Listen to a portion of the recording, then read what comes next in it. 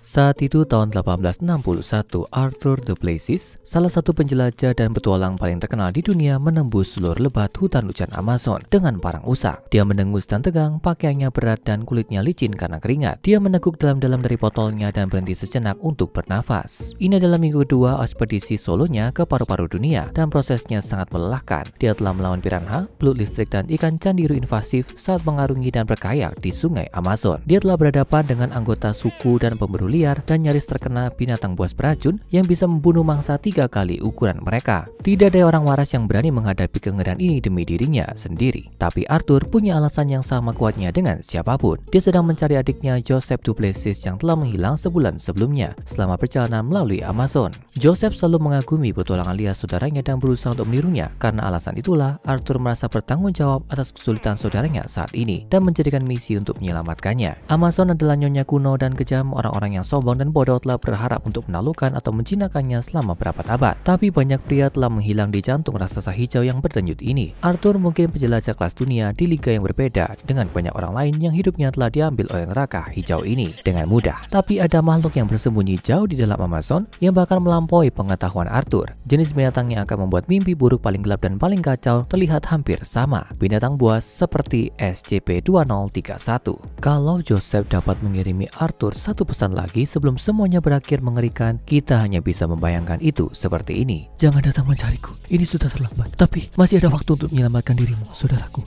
Menjauhlah, demi Tuhan, menjauhlah. Kamu tidak tahu apa yang kamu hadapi di sini. Lupakan aku, pergilah selagi masih ada waktu. Sayangnya untuk Arthur du Plessis, waktu itu hampir habis. Dia berkelana lebih jauh ke kedalaman Amazon di mana bahkan cahaya itu minim di bawah kanopi tebal di atas. Anaconda hijau yang perkasa merayap melalui anak sungai terdekat. Lidahnya mencari mangsa. Seekor kelabang raksasa Amazon, kelabang yang begitu besar dan ganas yang memangsa ular dan kelelawar, meluncur ke atas pohon di dekatnya dengan 46 kaki seperti jarum. Seekor tarantula besar dan gemuk dengan cekatan menavigasi cabang-cabang di atas. Sementara katak pohon dengan racunnya yang cukup kuat untuk membunuh sebuah pasukan melompat melalui semak belukar yang lebat. Manusia tidak memiliki kekuatan di sini. Arthur berlutut dan mulai menangis. Ambisi bodohnya telah membuat saudaranya tersayang terbunuh di tempat yang mengerikan ini. Ditembak mati oleh pemburu liar, dicekik oleh anaconda, atau dimakan hidup-hidup oleh hiu banteng yang ganas di sungai Amazon. Ada begitu banyak cara mengerikan sehingga Joseph bisa mati, dan jika tidak ada mayat yang ditemukan, semuanya akan menjadi kenyataan secara bersamaan. Keluarga du Plessis tidak akan pernah tahu kedamaian. Akan ada kehampaan, kekosongan di dalam hati mereka selamanya. Tapi tepat ketika Arthur hampir putus asa, sesuatu yang ajaib terjadi. Dia melihat sesosok manusia sama-sama di kejauhan. Arthur menarik pistolnya dengan asumsi itu bisa menjadi pemburu atau anggota suku yang bermusuhan. Tapi ada sesuatu yang berbeda. Sosok itu membelakangi Arthur, tapi dia mengenali kemejanya, warna biru muda yang khas, sama seperti kemeja yang Arthur belikan untuk Joseph di hari ulang tahunnya sebelumnya. Mungkinkah? Apakah ini benar-benar dia? Arthur menyerangkan senjatanya dan melompat berdiri. Dia tidak bisa membiarkan sosok ini pergi. Bahkan jika hanya ada kemungkinan kecil, itu benar-benar bisa menjadi saudara dan bukan semacam fata morgana hutan. Arthur berlari menuju sosok itu dengan sisa energinya terengah-engah dan tersengal-sengal. Dia memanggil nama saudaranya lagi dan lagi, tapi sosok itu tidak menjawab. Itu hanya bergoyang seolah-olah mabuk. Tapi semakin dekat Arthur, semakin yakin dia bahwa ini memang saudaranya. Tinggi badan, rambut, pakaian, tubuh.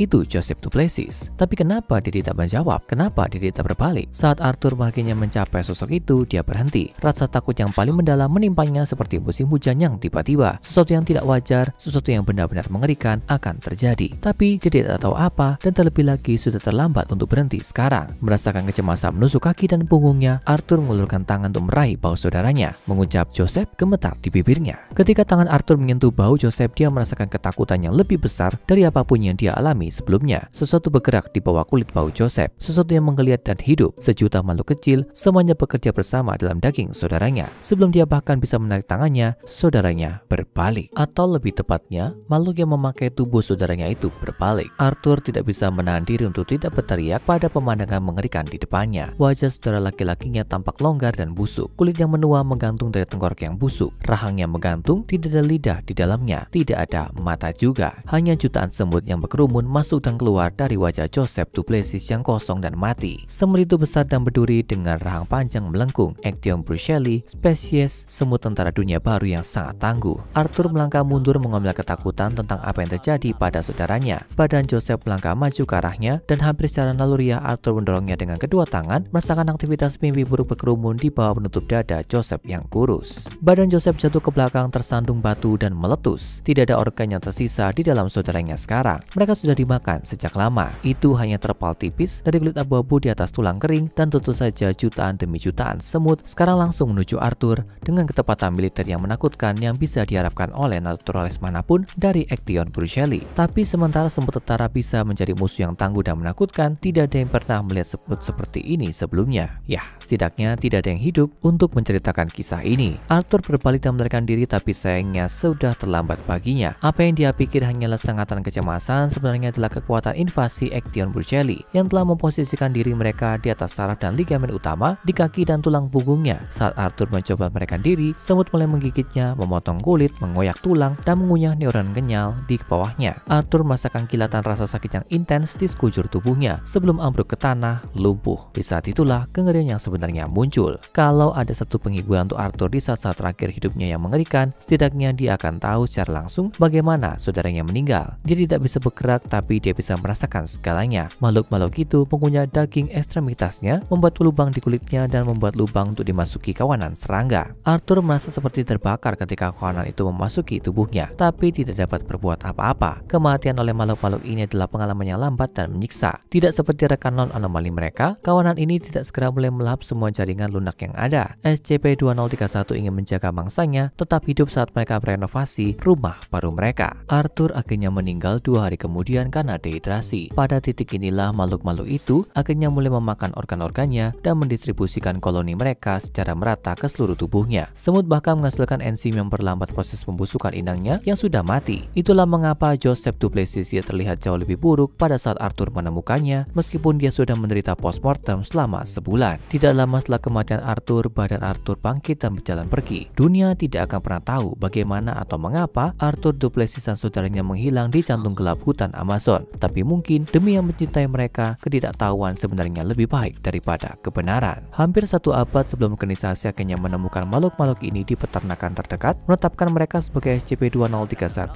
dan memulai penahanan dan pengujian, mereka segera menyadari apa yang Arthur, Joseph, dan banyak lainnya telah pelajari dengan cara yang sulit. Meskipun mereka mungkin relatif tidak efektif secara individu, bersama-sama serangga ini adalah kekuatan nyata yang harus diperhitungkan. Sangat sedikit hewan non-anomali yang memiliki kesempatan melarikan diri begitu mereka mengarahkan pandangan ke target dan mulai mengambil posisi menyerang. Dalam satu contoh yang diamati, tentara SCP-2031 mampu mengalahkan banteng Angus seberat 1000 kilo dalam waktu 5 menit, yang sebagian besar hanya dihabiskan untuk menempatkan tentara mereka pada posisi yang tepat di atas tulang belakang dan ligamen kaki. Organisasi sangat beruntung karena pemangsa serangga ganas ini kebetulan diisolasi di beberapa daerah yang cukup spesifik di Amerika Selatan berkat persyaratan iklim habitat mereka. Faktanya hampir semua spesimen yang ditemukan organisasi ada di satu tempat. Makhluk-makhluk itu telah mengembangkan bentuk peternakan semut yang sangat menakutkan yang dikenal sebagai SCP-2031-A, zona penahanan resolusi di hamparan lahan pertanian di mana semut dapat menemukan inang dalam bentuk manusia dan hewan hidup, membuat mereka relatif terisolasi. 27 koloni SCP-2031 terpisah pertama kali ditemukan di peternakan ini, menghuni dan mengoperasikan 27 mayat yang berbeda. Ini termasuk 15 ekor sapi, 5 kuda yang berbeda, 3 babi lokal, 1 anjing, dan yang paling menarik dari semuanya 3 spesimen manusia. Seorang pria dewasa, seorang wanita dewasa, dan seorang anak dengan jenis kelamin yang tidak spesifik. Yang lebih menarik dari kampuan semut ini dalam menyerang berbagai jenis mangsanya adalah ketangkasan mereka dalam menirukan perilaku inangnya. Ini bukan situasi belatung rekonstruktif. Tonton video kami tentang mimpi buruk itu untuk informasi lebih lanjut. Semut berusaha membuat inangnya benar-benar bertindak seperti makhluk yang dulu. Organisasi tercengang melihat bahwa ketiga badan manusia itu tampaknya benar-benar menjalankan gerakan mengoperasikan pertanian, menyirami ternak, membagikan pakan, memindahkan koloni SCP-2031 lainnya dari satu padang rumput ke padang rumput lainnya. Badan anak manusia bahkan menghabiskan banyak waktu bermain dengan badan anjing, terlibat dalam permainan seperti tangkap atau gulat. Bagaimana koloni SCP-2031 dapat melakukan ini tidak diketahui. Teori yang bekerja mencakup pengamanan ketat terhadap target mereka sebelum kolonisasi, dan pikiran sarang koloni entah bagaimana mengambil sisa pikiran atau memori otot dari korban mereka. Semut non-anomali yang diperkenalkan ke koloni SCP-2031